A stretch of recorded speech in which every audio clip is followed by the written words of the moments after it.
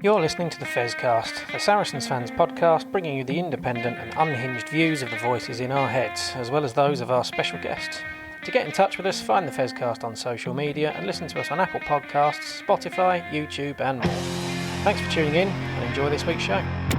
You're listening to the Fezcast.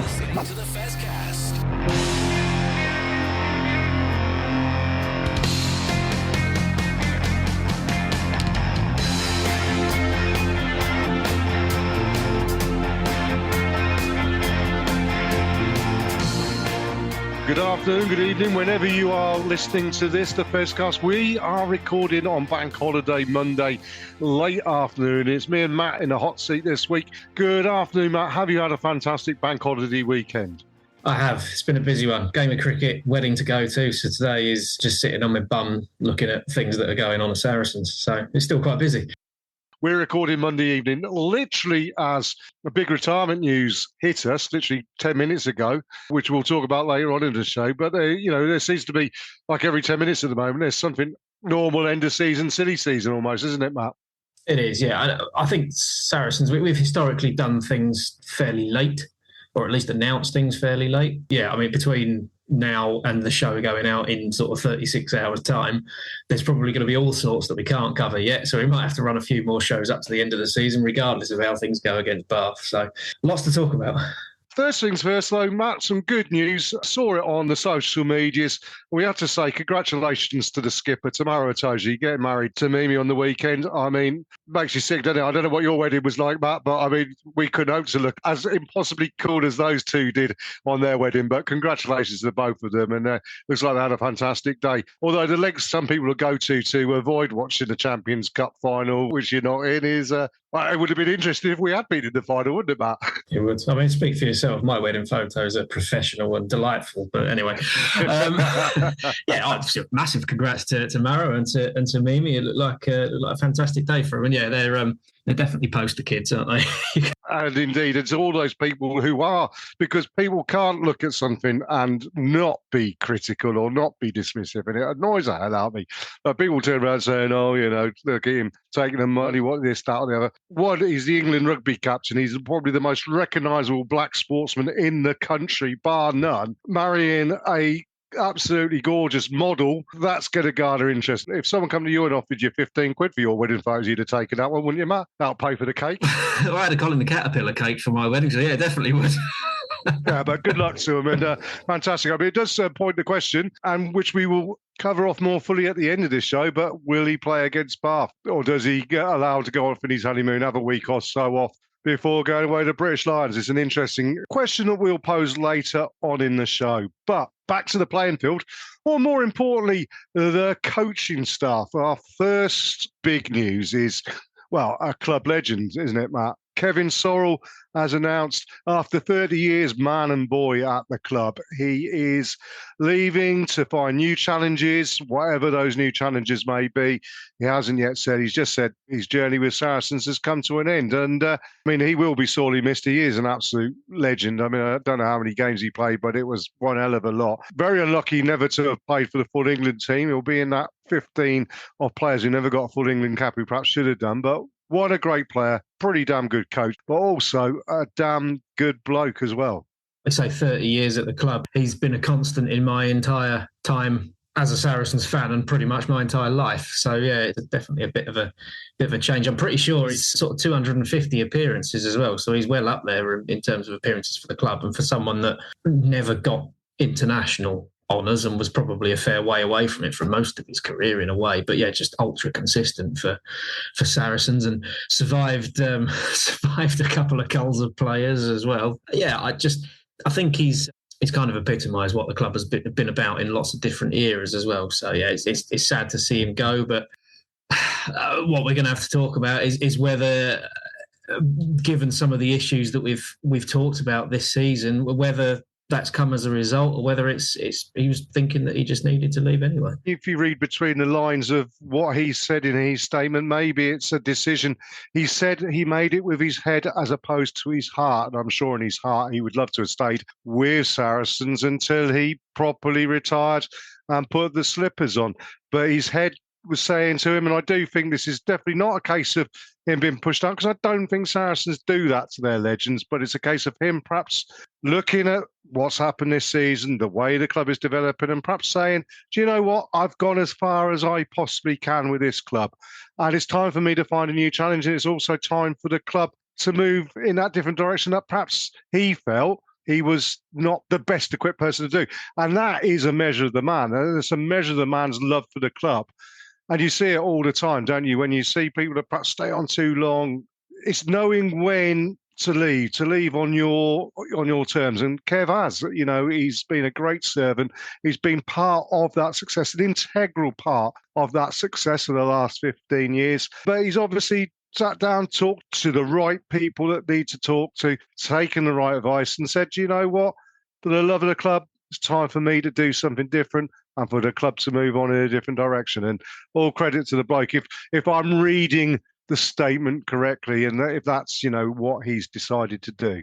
At the end of the day, his contract was up for renewal this year, as is the vast majority of our non-playing staff. Well, there is potential, isn't there, for movement in that area. And, I think as much as we say the club looks after its own, and it does look after its own, we're in the results business. People quite rightly at the end of their contracts need to sit down and have a discussion about their performance. It's the same in any business. Sentimentality cannot get in the way of progress. And if the club has to progress, I just hope that they deal with those situations like they seem to have done with Kevin, and do it in the right way. And it's not a burning of bridges or anything like that.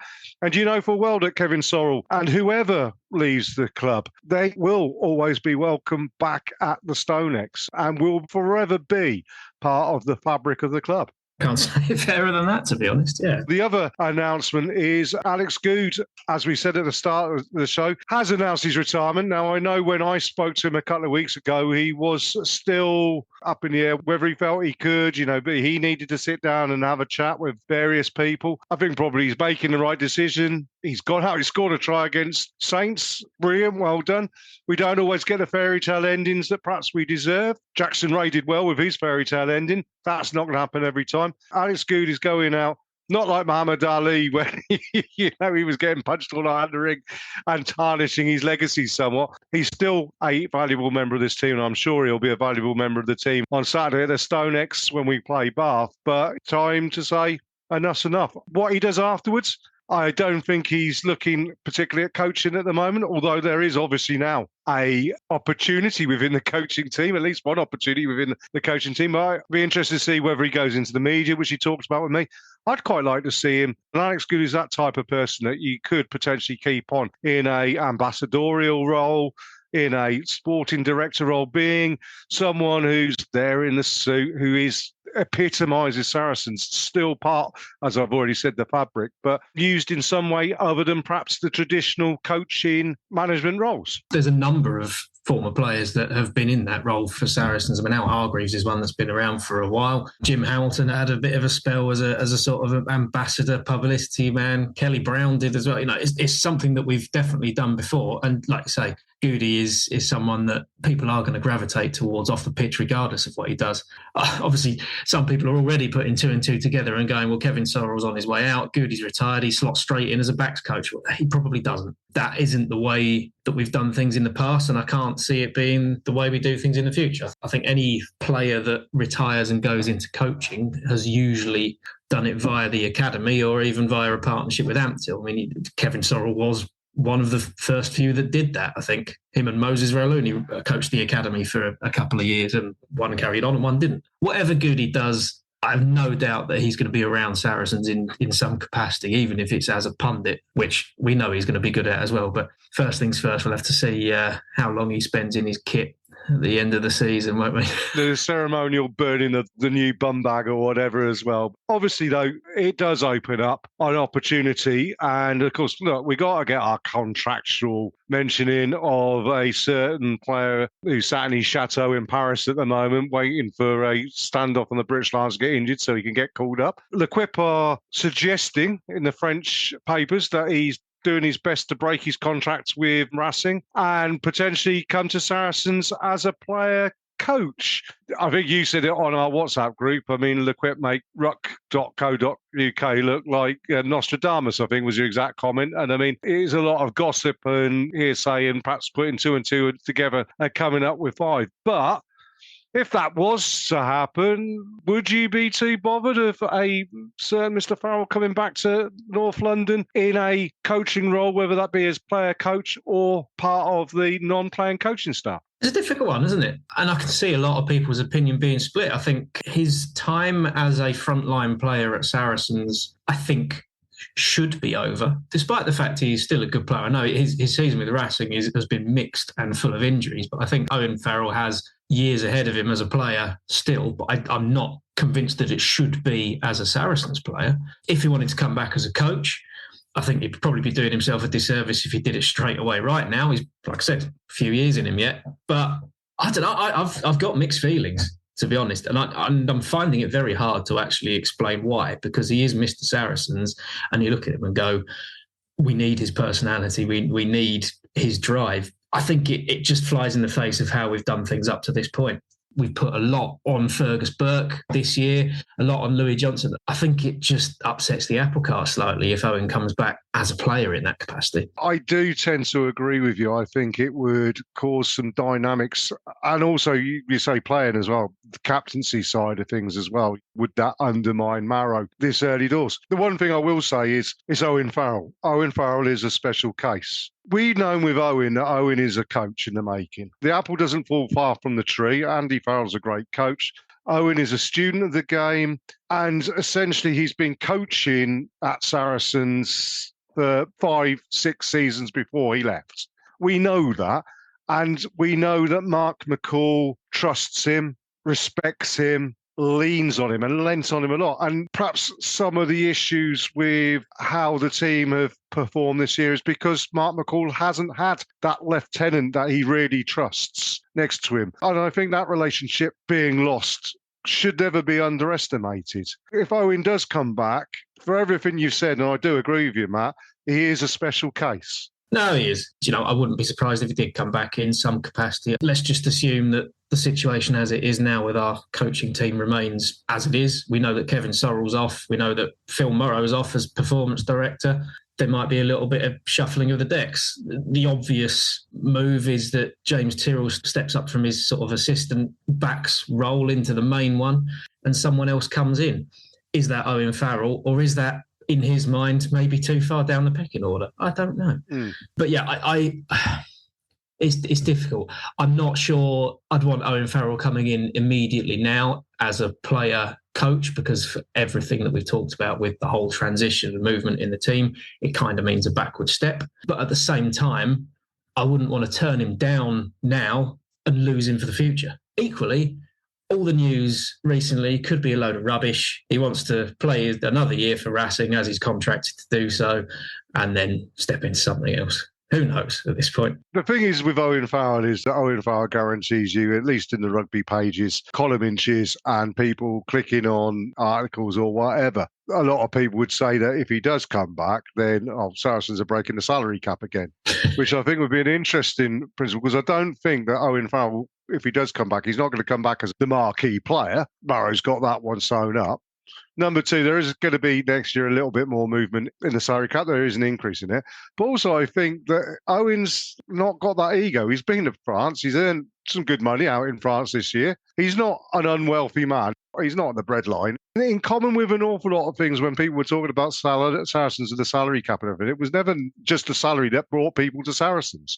It was Saracens itself and what Saracens stood for and what Saracens did for families and everything like that. And I think that potentially could mean that you'll get Owen Farrell on a much cheaper wage than perhaps people would be expecting. Probably right, which does say to me, why would he want to leave his 2-year deal in France for now? But I think we're potentially going to be talking about that again in a couple of weeks' time. Yeah, we will do. That's all I can really say. Before we move on to other news, I'm just going to hark back to when you and me started doing this podcast, Matt. And you remember you used to do like a roundup. We had the news and you did your very best Trevor McDonough and read out the news. You've got a spreadsheet in front of you, haven't you? Because you're a sado like that. You like a spreadsheet, don't you? And well, I haven't got it in front of me, but I'm glad you've teed me up. There you go. I'll put a long hop on the off stump and you can whack this one over cow corn if you like. But there have been a few announcements. I mean, I can, off the top of my head, Ollie Hoskins and Fraser Balmain are leaving the club. I mean, they really didn't probably impose themselves in the team as much as perhaps they may want to have done, but were very valuable. And when we needed someone to come in and be that body in position, they stood up and they did what they needed to do. Fraser's off to Worcester, isn't he? And where's Ollie's retired. So, yeah, no, good luck to those guys. Who else is moving on, do we know? Let's start with the front row, actually, as a whole. You've mentioned both Ollie and Fraser. So they're the departures at tight head. Capelli Pifoletti, we already know, has gone off to Provence, and we brought in Owen Clark, who played 2 minutes in the Prem Cup and immediately got injured, but he is contracted for next year. So that's a hooker. And obviously Sam Crean has left on the Loosehead side and he's going to Ulster. We've got at least 4 players leaving in the front row there. And I think there is a suggestion, a quite strong one, that potentially Harvey Beaton at tight head is off as well. Someone who has been in and around the squad for quite a while. I think he's now 24, 25, which for a prop still got plenty of years left in him, but he's just not quite managed to get into the reckoning really as a prop for us, is he? Which is a bit of a shame. He may well sign a new contract tomorrow and we have to edit this bit out of the show. For all that we talk about our academy and the players that have come through the academy, prop forward has been one where we haven't really brought players forward. I mean, you mentioned Ben Broster, didn't you? David Flatman came through our academy, but then got injured and went off to Bath the vast majority of his career. But can we think of anybody particularly who's come through the academy at prop and really imposed themselves and become part of the squad? Macavan of Pylorcanes was young, didn't he? But he'd already been developed elsewhere. We've brought in young props. I mean, Phil Brantingham is another one that we're going to go, there's a young prop that we're developing. But at the end of the day, he's Newcastle's player. But yeah, I was sitting there for ages and just really trying to think of who we've got. And like I say, Ben Broster, I'm going back right to my early days of being a Saracens fan in the early 2000s. Tom Mercy's maybe another one. But again, I don't think he played all that much for us before he then disappeared off to Northampton and had a reasonable career for them. So yeah, it's not something that we've had a fantastic history of doing, although at hooker we've done a little bit better with Jamie George and Theo Dan, haven't we? So, yeah, did all right at hooker. But yeah, it's something that we haven't managed to do, and you do have to take it with a slight pinch of salt because we have an area of the country that is our responsibility. And at the end of the day, if the players aren't there, they're not there. But I don't know, there is something to be said for the fact that, yeah, we just haven't developed our own props. But there's, I think, 3 being brought into the academy this season, one of which, Alan Poker at Loosehead, looks, I mean, his arms are about as thick as my waist, which is probably a good sign. But we're bringing in players from elsewhere. So I think Marcus Street was probably the first player that we announced to sign him for next year, actually tight head, who's been pretty consistently in the first team for Exeter. I know they're not doing particularly well, but front row has actually been a fair strength of theirs over the years. So that's a fairly decent sign. But we've also brought in the 2 Pacific Islander props who are both capable of playing both sides, which is interesting. I always feel like that sometimes they're not sure which one is their best position and they're not entirely great at either of them. However, TT Tuimalga, who's playing in Pro D-Dirt, looks massive, and Vilakaisen Nairal coming from Coventry. We've got a decent record of signing players out of the Championship and doing well for us, so hopefully he's looking good as well. Don't know a huge amount about either of them, to be honest, but certainly looks a bit different for us in the front row next year, doesn't it?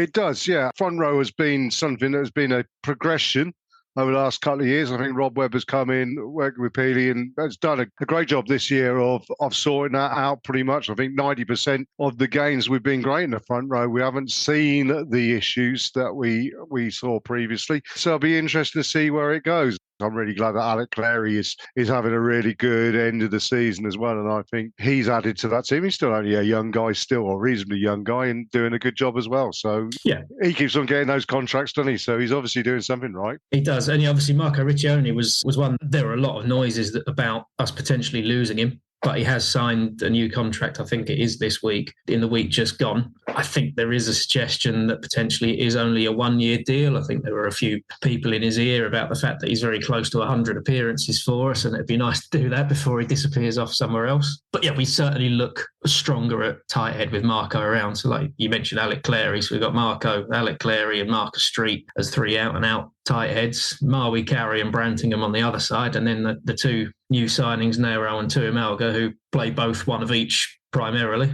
and then a couple of guys coming through the academy along with the ones that are already in the academy. So hopefully there's a bit of development there as well. And it seems to be that we are actually putting the investment into the front row, because second row, seen Hugh Tizard and Harry Wilson sign new contract deals. Obviously, Maro's on a long-term deal. You imagine Nick Ezekwe is. Theo McFarlane, their deals aren't up for a little while yet. And we're not really signing anything, or haven't yet signed anybody in the back row. So, I think everybody seems pretty happy with our back row. I mean, it's really important we keep hold of Juan Martin Gonzalez, and he's on a longer contract. That's great. Moving on into the backs, scrum half, Gareth Simpson, new 1-year deal. Definitely not the second choice scrum half now, and we'll chat about scrum halves when we preview the Bath game. I have an idea of what I would like to see happen there, but, Gareth signed another year deal. He's a dependable operator, but definitely third choice at the moment. Yeah, and I think if we were on the lookout for a second/third choice scrum half, I don't know that we'd have done better than have Gareth Simpson around. Not every player we re-sign is going to be the first name on the team sheet. Obviously, Ivan van Zyl has, I think, probably played more minutes than any other player this season. Probably started every single Premiership game, bar 1 or 2. And we're going to back him. So we're not going to break bank to sign a new scrum half. That said, there are a lot of suggestions, and I believe it's right, that we were incredibly close to signing Rafi Quirk for next season before he ultimately re-signed for sale. Quite what that would have done with the status of the squad, absolutely no idea. But at the end of the day, that hasn't happened. Gareth Simpson has signed a new 1-year contract, I believe. And so Ivan, Gareth and Charlie Bracken, we want Charlie to develop. Having Gareth Simpson around as a more experienced competitor, if Ivan van Zyl gets injured, we need another senior man around. If Charlie has a bit of a wobble in a game here and there, you need someone else to steady the ship. So we definitely need someone like Gareth about there, for sure. The big news was earlier on in the season re-signing Max Malins, which means, in the back, outside the outside halves, as we stand, there's not been any movement on fly half, but obviously, the discussion we've had already tonight or today is might change that all completely. That might be the reason we've not signed anybody, particularly at the fly half. Brandon Jackson, we talked about last week. Tobias Elliott had signed what we think is probably a 3-year deal, or certainly a multi-year deal. We're losing Tom Parton, we're losing Liam Williams, but Max Malin's coming in on another multi-year contract. Not a lot of tinkering out there. So when we've talked about the issues that we've got in the backs, I think they are looking and saying what we've got on contracts is not far off what we want going forward in the next couple of seasons. It's going to be very interesting for next year, I think. You sort of have to trawl back a few years to work out what's going on. But having tried, I believe that actually the vast majority of our centres, wings, fullbacks are out of contract at the end of next season. I think there's a lot of players that would need to sign a new deal. Nick Tompkins, I think the rumour when he signed something in 2020 was something ridiculous, like a 7-year contract, because he needed to sign something before he got Wales caps. But other than him, I think Alex Lazowski he could have been up to leave this year, but he had a +1 option on his contract, which has come in. Elliot Daly signed a 2-year deal last year. Rotimi Shegan, I think, is up next year as well. Brandon Jackson has only signed a 1-year deal. Don't know about Sinti. Sam Spink may, not really seen him this year. He may well go. So, there could be a lot of movement, but I think it's an area where we've already looked at players in the academy. You look at the likes of Angus Hall, who is still part of our academy, but has made a lot of Premiership minutes, and some of the newer guys coming into that, freshly into the academy out of the under-18s this year.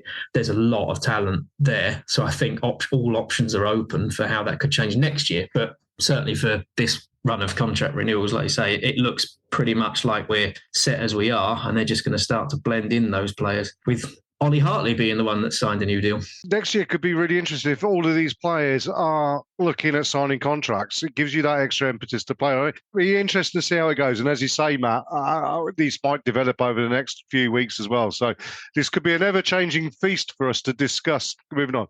Shall we have a stop there? And then we'll come back with the comparison thing that I want to talk about, because I think it's an interesting subject. And then we'll talk about Bath at home as well. You're listening to the Fezcast.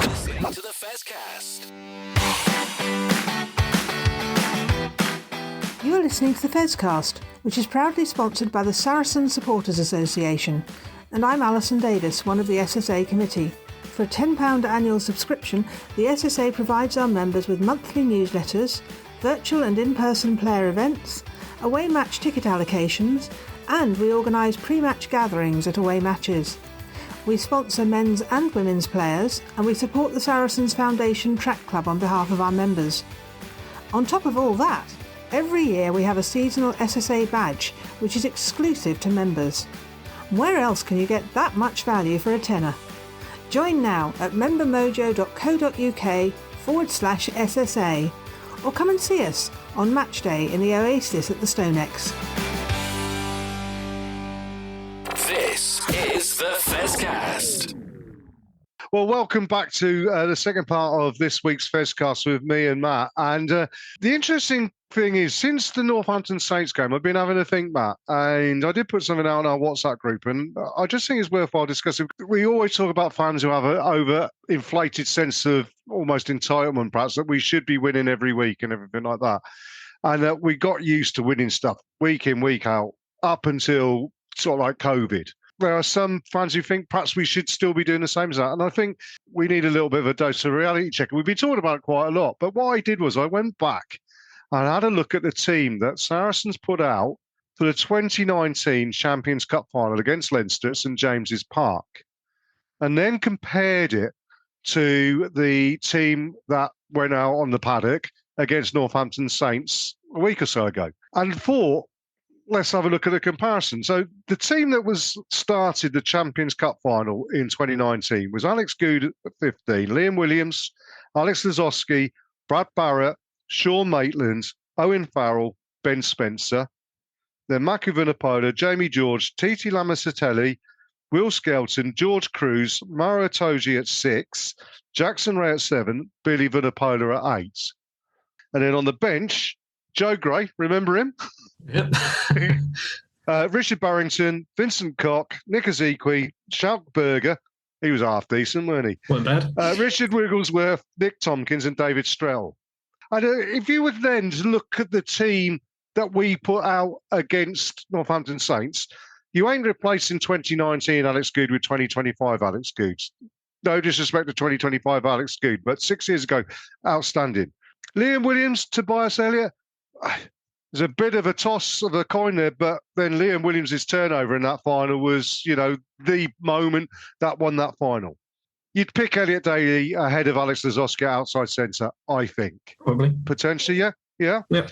Brad Barrett or Nick Tompkins? Brad Barrett. Yeah, as much as we like Nick Tompkins, Brad Barrett was Brad Barrett, wasn't he? Yeah, absolutely. Sean Maitland or Rotimi Shegan? On this season, I'm picking Rotimi Shegan. A fit Rotimi Shegan. You got to go back, got to think a bit, really. Sean Maitland at that time I suppose he was actually starting to, probably hit his peak for us around that point. But I think you're flipping a coin on that one. And I suppose you've probably at that time, you've got Alex Lewington, who wasn't actually in the side at all. And you've got David Strettle on the bench as a fairly old David Strettle. So yeah. Then, obviously, halfbacks. Owen Farrell, Fergus Burke. It's unfair to compare, but Fergus is not at the same level as Owen Farrell was in 2019, when Owen Farrell was arguably the best player in the world, any position. Yeah. What? Ben Spencer, Ivan Van Zyl at 9. Now, the interesting thing is, last year, I'd have said Ivan Van Zyl in a heartbeat. This year, I think you wouldn't say he was at the level that Ben Spencer was. Yeah. And if you think, again, look at the bench, Richard Wigglesworth coming off the bench. I mean, Ivan's a great player and everything like that, but he's not at that same level, okay? Maki Vunipola, Aroni Mawi. Mako, isn't it? Both excellent, but then Hooker. Do you take 2019 Jamie George or 2025 Jamie George? You take 2019 Jamie George, don't you? So, and you go through it. Maratoji started at 4 against Saints. Him or Will Skelton, I think you go with Toji because of everything around his game. George Cruz or Nick Ezekwe. Well, George Cruz is the one player I think we missed more than any from him moving on. when we got relegated. So he starts. Maritoji at 6 or Juan Martin Gonzalez at 6? Well, Juan Martin gets that one, doesn't he, really? He's had a fantastic season. The interesting one is club legend versus future club legend. Jackson Ray versus Ben Earl. The point I'm trying to make is that most of that 2019 team playing at 29 levels would walk into the Saracens team of 2025 and improve it. So when we talk about this 2025 side underachieving, I think that's completely unfair on this group of lads. This group of lads, though, have got, bearing in mind for next season, you're going to remove Alex Good, bring in Max Malins or Tobias Elliott, play a fullback, whatever. These guys have got the potential to be as good as this 2019 team, I feel, with the right coaching, with the right environment, with the right support behind them. But they're not there yet. So we need to bear that in mind when we criticise this 2025 team for not achieving what we want them to achieve. Oh, no, I think you're right. And I think it's actually Maro Itoje that came out at one point and said that he and some other players are essentially holding the fort while the next crop of young Saracens players come through. I think Maro's doing himself quite a massive disservice with that kind of statement. But some of the players that we've got at the moment, like you say, they were still around in 2019. There's still, I think, 10 people on the books from 6 or 7 years ago. And they're not the players that they were back then, the majority of them. Is Alex Lazowski at 32, Elliot Daly at 32, the future of the club? Are they holding the fort a bit? That's very harsh to say, but potentially, yes, they are. We've got some players who maybe aren't at the peak that they had and are on the latter years of their career, and we do need to bring those other players in. I think at the start of the season, Matt, the one thing we talked about at the start of the season, I don't know if we go back and remember it, this was going to be a season of evolution and not revolution. And I think when people are talking now that the idea is that we need a revolution is chucking baby out with the bathwater and is premature, because I have seen an evolution in this team.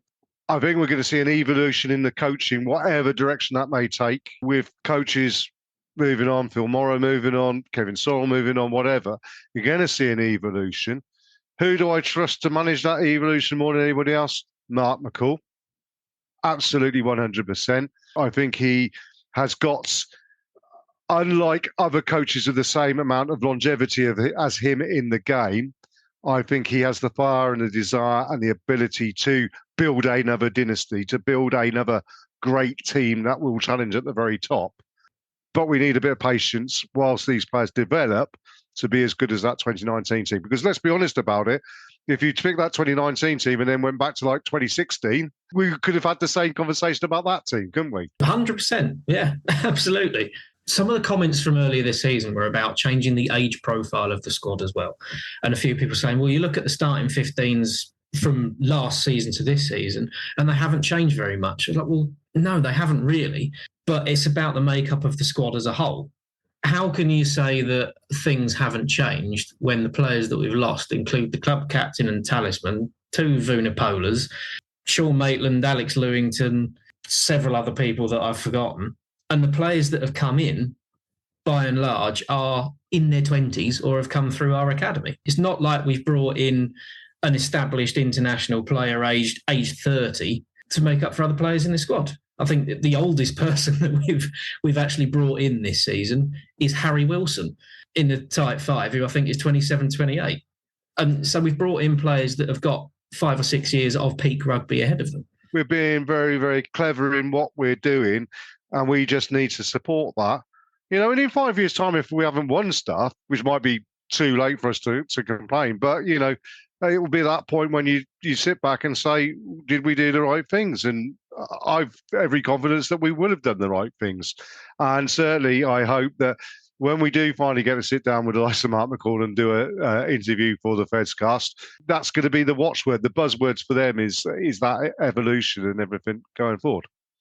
Having said that, Matt, we now need to have a chat about Bath at the Stonex in our last game of the regular domestic season, which, let's be honest about it, looking at the other games that are going on, I mean, it's more likely to be our last game of this season, isn't it? Because you're hoping on Chiefs and Quins doing us a favour, and that's not necessarily going to be in their favour to do anything, is it?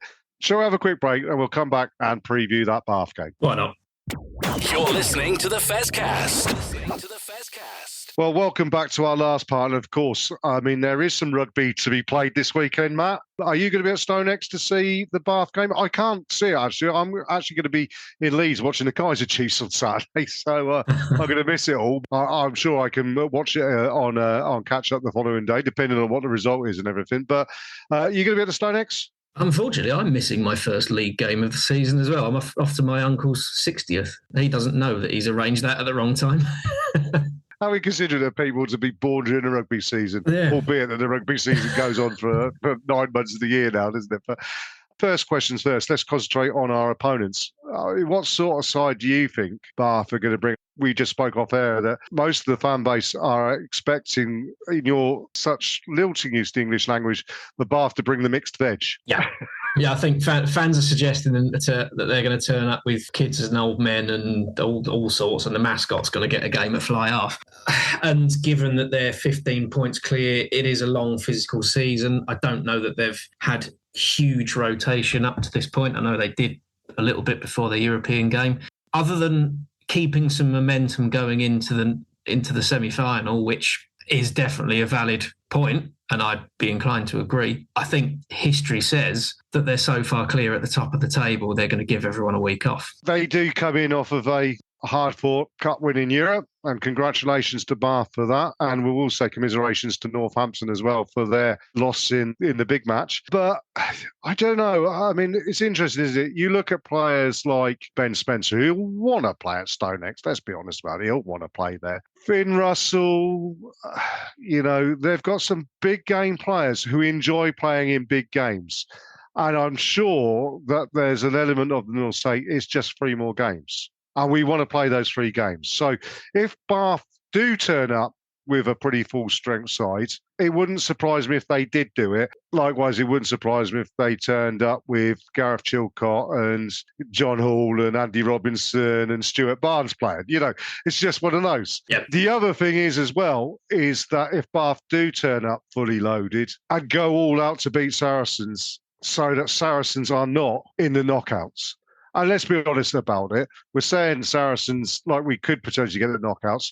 The likelihood of us getting knockouts means that we got to rely on Chiefs and Quins doing us a favour, which I don't think will happen. But you never know. Stranger things have happened.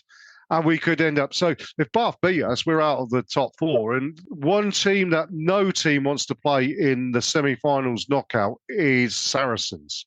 So there is that incentive as well. I don't think that's us saying we've got an inflated sense of how good we are as well. I think it just, you look at where Bath are at the moment, they'd probably go, well, do we want to play Saracens who, we don't know which Saracens are going to turn up, but Saracens are a knockout, certainly at domestic level, a fantastic knockout team. Or do they want to play, at the moment, their local rivals in Bristol who, to be fair, have been plummeting a little bit in the table. But I think given that Bath have had that run in Europe, they've not had the break weeks that a lot of other teams have had. I think this is where they rotate players out and give them a rest before those last two fixtures. But ultimately, I think, to be perfectly honest, they could bring a weak squad to the Stonex and we could beat them 80-zip, and it's not actually going to make any difference to the knockout fixtures. It might be Sale, it might be Bristol, it might be Gloucester, but 2 of those 3 are probably going to win their final matches, and it doesn't matter what we do. So we'll see. Yeah, ask the same question about Saracens. What team do you think Saracens are going to put out? I'm going to ask you in 2 things. I'm going to ask you the first one. We mentioned at the top of the show, Maro Itoje's got married this week. He's got a big British Lions tour coming up. Do you turn around to Maro Itoje and say, go on, Maro, go and have a week on the beach with your wife?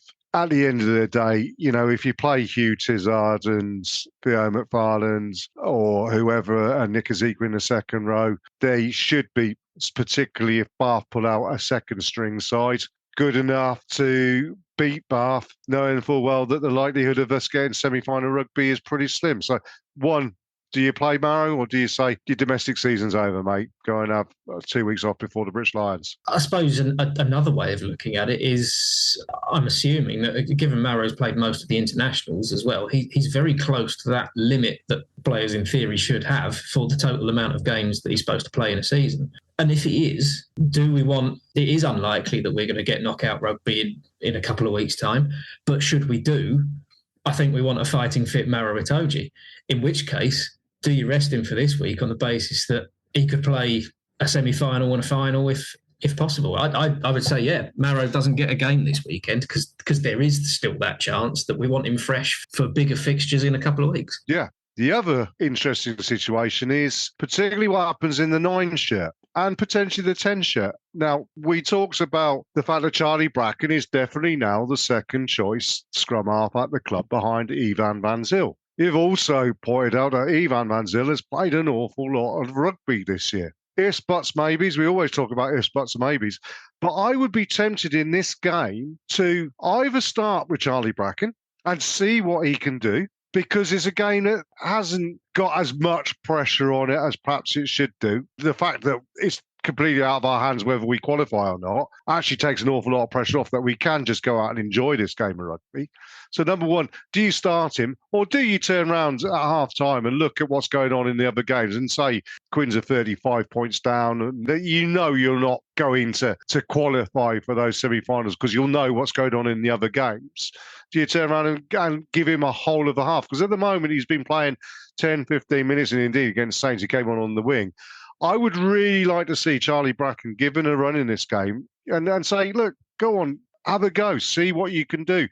Because, as you said, Matt, if Ivan Van Zyl gets an injury, at the moment, Charlie Bracken's starting. And he hasn't started a game yet in the big competition. I mean, having said what I've said about Maro Itoje, given that we can still qualify for the semi-finals, I don't think it's a great look if we rotate too much. I think there is definite logic to Maro dropping out, but anyone else, probably not. I think beyond that, you go with your strongest starting 15 you possibly can on the basis that we do still need to have a crack at finishing in the top 4. They can load the bench with whoever and bring them on as early as you like, depending on how things are going. But that is the way I'd look at it. I would be a little sentimental about it as well. I would give the likes of Goody a half and a bit and have him come off the pitch to the round of applause that he deserves. We saw last season that sort of sentimental side and players bowing out doesn't always go very well. So you've got to be a little bit careful. I still think this is being treated as a must-win game, but we'll see. I really think that Charlie Bracken is ready. I watched Charlie now every time he's come on. Yeah, okay, it was against a very beaten side against Falcons, but he has never let the side down. And actually, I talked about the apple not falling far from the tree with the Farrells in coaching schemes. The apple has not fallen far from the tree in scrum half ability. In the Bracken family has it at all. I mean, at moments you look at it and you see Kieran Bracken, the delivery of pass is a thing of beauty. The way that he talks to and shoves his pack around the field is very much like his dad used to do. So if the club does decide to go with Charlie Bracken, even though it's a must-win match, I don't see it being an issue because I think the lad's that good. I think the Charlie Bracken of the end of this season is obviously a better, more rounded player than the Charlie Bracken of the start of the season. The early Prem Cup campaign that he played a big part in was a bit wobbly for him, I think. But at the end of the day, he's 20, I think, maybe. Yeah. 21, still developing. But yeah, I think now is, I mean, certainly next season you want to see a hell of a lot more of him. But yeah, if he's selected in the starting 15 for this weekend, I'm not going, we've pulled the ladder up there and we've selected a weak team. He's like you say, for me, he's our second choice scrum half. So the fact that he would get a game and Ivan Van Zyl maybe sit on the bench, yeah, wouldn't be too surprised. Be interested to see what the team is when it's announced on Thursday or Friday. We'll see whether Mark McCall does listen to us or on the Fedcast, Matt, and see whether we've called this one correctly or not. But yeah, interesting to see. I think the last point to make is, regardless of what happens, I just want to see the team go out and finish the season on a huge high at the Stonex and to entertain the fans who do go and the fans who watch the television, even if it be a day later because we're at birthday parties or seeing the Kaiser Chiefs or whatever it may maybe, the lads do go out and give, as we've always said, the best possible version of themselves. Can't really say fairer than that, to be honest. I mean, we've spoken this season so much about how we see it as a bit of a transition. We've probably been a bit lenient on some of the players. We've tried to see it as a bit of an evolution, but ultimately it's been a frustrating season, despite the fact that we are a handful of points off the top four. You go into the final game of the season knowing that you still could finish in the top four. We've still got to give absolutely everything and play the way that we have done in some of the games this season and give Bath an absolute pasting. That's all we want to see. Potentially, if results didn't go our way and Quins did get a win, but we didn't, then Quins could end up above us. And I'll tell you what, that would be a disaster at this season, given how poor Quins have been. So, we do need to get something out of this game to ensure that Quins stay where they're meant to be, which is below us. That is pretty important, definitely. But it does show, to be honest, again, we go back to everyone changing their expectations a little bit. Bath aside, it's an incredibly variable season. Yeah. A couple of results either way, and anyone from 2nd to 7th, 8th, it could be completely turned on its head. We're going into the last game of the season with 2nd to 6th separated by, I think it's 5 points. So it's very, very fine margins. And if one of those teams that finishes from 2nd to 4th wins the title at the end of the season, then Bath smashing the league all the way throughout means diddly squat. So you just never know. Well, it means they don't get audited fully like the winners would do, doesn't it? But, oops, sorry, did I say that out loud? Never mind. No, Matt, thank you for your time tonight, and thank you everybody for listening in as ever to the Fezcast.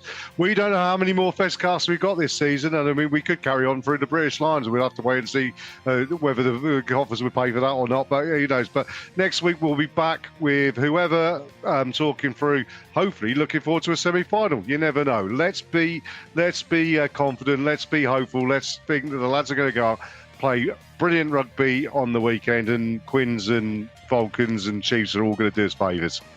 We can but hope, can't we? You never know, do you? You never know. But thank you, everybody, and we'll say all the best in Tirana now, and we'll speak to you again next week on the Fezcast.